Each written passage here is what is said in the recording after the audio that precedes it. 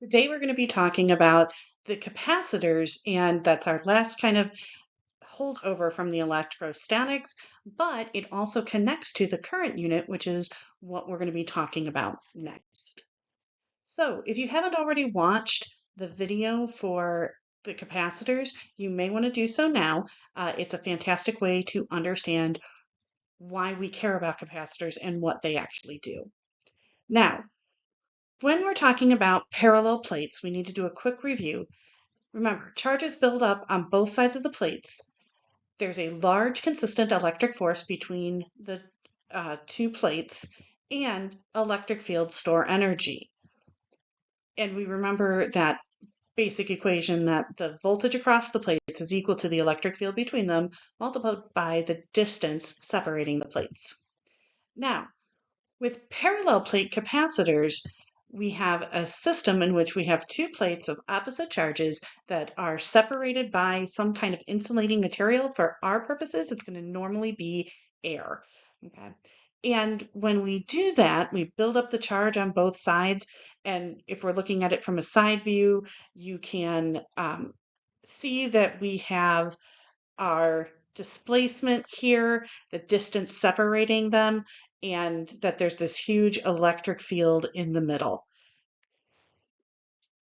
And if we look at it from a side view, you can actually see that there's a voltage applied across the two plates.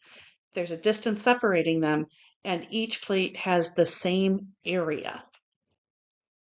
Now, again, we're talking about that idea of that they're separated by some kind of insulating material. We'll use air, but it is possible to have different materials in there, and that will change the properties just a little bit. And the purpose of this is to separate charges, and the ability to actually separate the charges on the plates is known as capacitance, which is represented by a capital C. Now, definition of capacitance.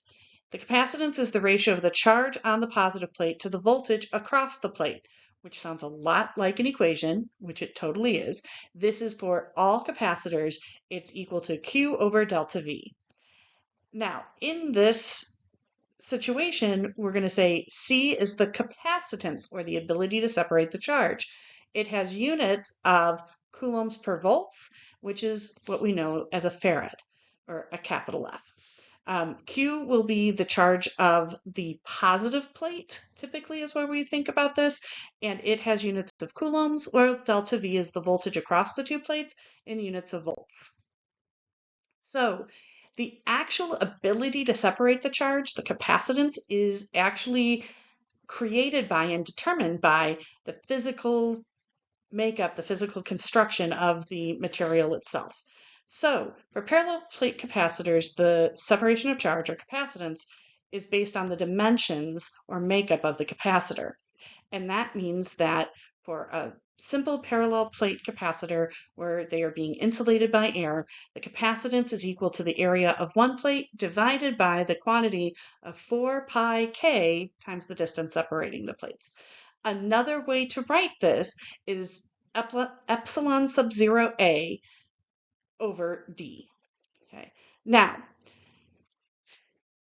all of these terms you have seen before except epsilon sub 0, which is the permittivity of free space, and that actually is how we determine the value of K, the 8.99 times 10 to the 9th newtons meter squared per coulomb squared.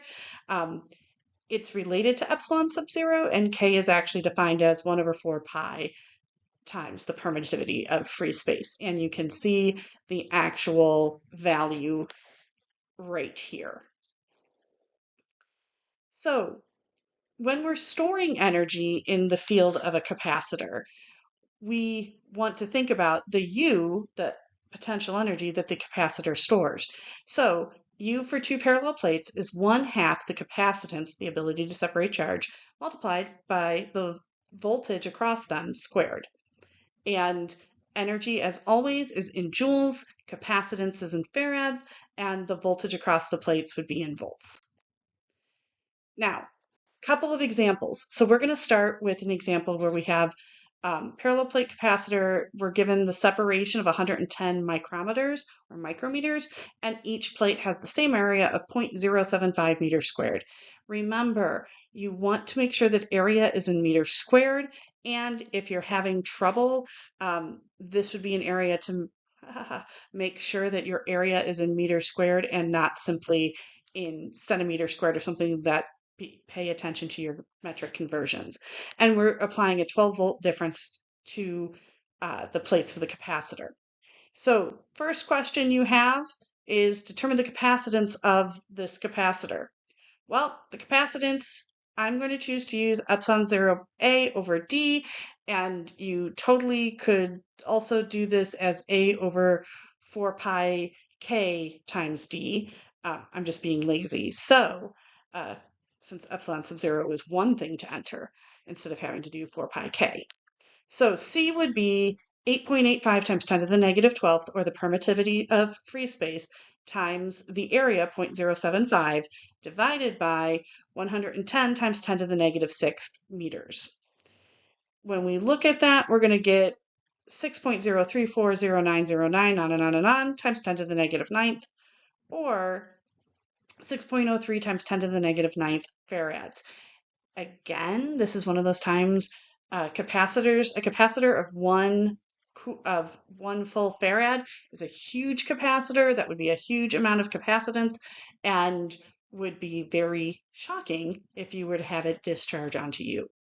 So now the next thing we're going to do is determine the amount of charge that's on one of the plates. So we're going to go back to the definition of capacitance, which is the charge per voltage. We know the capacitance now and we know the voltage, which means we can isolate for the charge Q and then plug in the values, to which we will get 7.24 times 10 to the negative 8th coulombs, which is actually a fairly decently sized charge.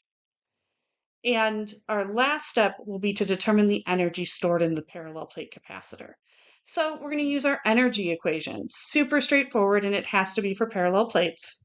So we'll go ahead and plug in the full values that we have, chug out an answer after we do a little punchy punch on our calculator, and we'll come up with 4.34 times 10 to the negative 7th joules. And I hope that clears everything up, and you can now get started working on your parallel plate questions, which are available at the end of the electrostatic packet. Thank you.